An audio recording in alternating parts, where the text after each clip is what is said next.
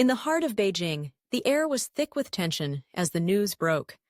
China had decided to impose a sweeping 34% tariff on all American goods.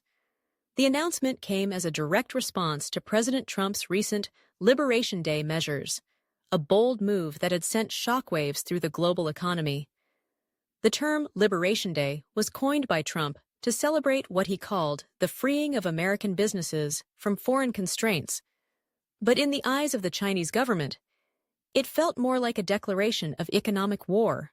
The decision to levy such a substantial tariff was not made lightly. Behind closed doors, the Chinese leadership engaged in heated discussions, weighing their options and considering the long-term implications. They understood that this action would not only affect trade, but would ripple through the fabric of international relations, reshaping alliances and rivalries alike. For years, the economic relationship between the United States and China had been a delicate dance, one that had seen both cooperation and conflict. Now, it seemed that the scales were tipping toward confrontation. As the news spread, the reactions were immediate and varied. American businesses, particularly those that relied heavily on exports to China, braced for impact. The agricultural sector, which had seen a surge in exports to China over the years, was particularly vulnerable.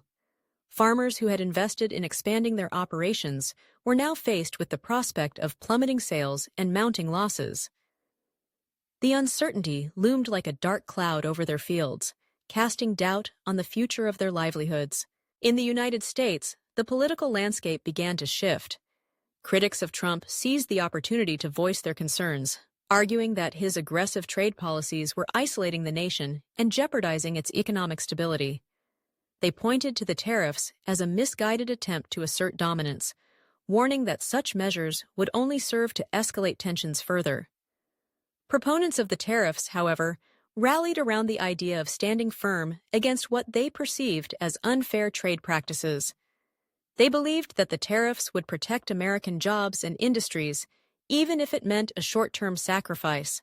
Meanwhile, in the international arena, countries watched closely, weighing their own positions. Allies of the United States found themselves in a precarious situation, caught between the two economic giants. Some nations, eager to capitalize on the discord, began to explore new trade agreements with China, sensing an opportunity to strengthen their own economies. Others, loyal to the American cause, reaffirmed their commitment to standing with the U.S., even as they braced for the potential fallout.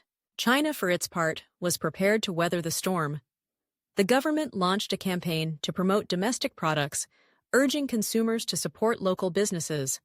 They emphasized the importance of self-reliance, framing the tariffs as an opportunity to bolster the Chinese economy and reduce dependency on foreign goods. In state media, the narrative was clear. This was not just a trade dispute. It was a moment of national pride, a stand against perceived aggression from abroad. As the months unfolded, the implications of the tariff began to take shape. The initial shockwaves transformed into a protracted economic struggle. With both nations experiencing declines in growth, supply chains were disrupted, and the global market felt the strain. The once robust relationship between the U.S. and China, built on years of interdependence, began to fray at the edges. Diplomatic channels that had once facilitated dialogue were now filled with accusations and countermeasures. In the end, the 34% tariff was more than just an economic maneuver. It was a pivotal moment in global history, a reminder of how quickly alliances could shift and how deeply intertwined economies could unravel. As the world watched, it became evident that the decisions made in the halls of power would shape not only the future of trade, but the very nature of international relations for generations to come.